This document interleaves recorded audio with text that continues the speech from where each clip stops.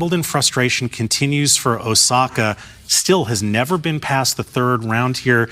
We saw some very curious social media posts from her in the wake of that loss. Where do you think she's at right now mentally? I'd leave the fact that she's not as comfortable with the grass and just her in general right now. She seems a little bit lost. I think when she's playing great tennis, it is so beautiful to watch, and she brings non-tennis eyeballs to the game. We're all such big fans of that. But I think she needs to start just feeling a bit better about herself before it's able to translate into good tennis. I think that has to come first before the good striking does. She said, I'm just going to be a negative person today because that's how I feel. And Jim, I don't know how to necessarily get through that, but she has to. I'm going to throw this to Lindsay and to Brett. So at the beginning of this season, she talked about how if the results didn't come, she might hang up the rackets. Where are we now as we go into the second half of the season?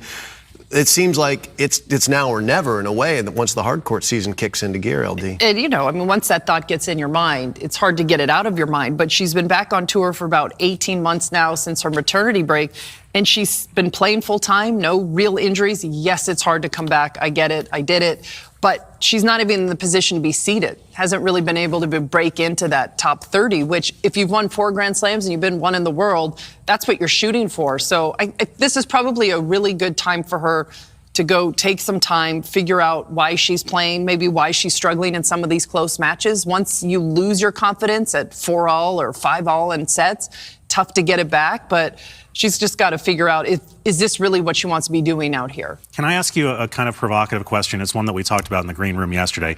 If you fast forward 18 months from now, so not the end of this year, but the end of 2026, what's more likely for Osaka, that she's back in the top 10 or that she's retired?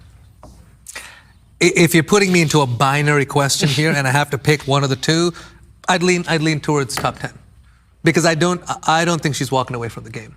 She's too young at this point to walk away. She has those memories of winning those 4 Grand Slams, as you talked about, Lindsay. She knows it's there. It's not a player who has been close, who hasn't quite gotten over that hurdle. She knows she can do it. I mean, there was an 18-month period where she was dominant on anything that resembled a hard court. So between the binary, there's a lot that can happen between the two. Totally. But if you had to put me, I'd put towards top 10. What does she need to do to get back into the top 10? What would you suggest to her?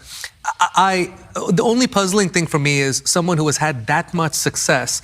It's sometimes when I listen to her, it feels like she's never been there before. And I think she has to somehow, I know as cliche as this sounds, you got to remember who you are here. When she was playing at her best, she was trouncing people on hard courts, winning Grand Slams, back-to-back U.S. Open after her first one, the Australian Open. And it's got to start here before it gets onto the tennis. I would say one thing that's probably also weighing on her is the fact that, look, she's put the work in clearly. She's fitter than I've seen her in a long, long time. She's working with Patrick Mouratoglou. Now, Patrick Mouratoglou has a pretty darn good track record working in women's tennis.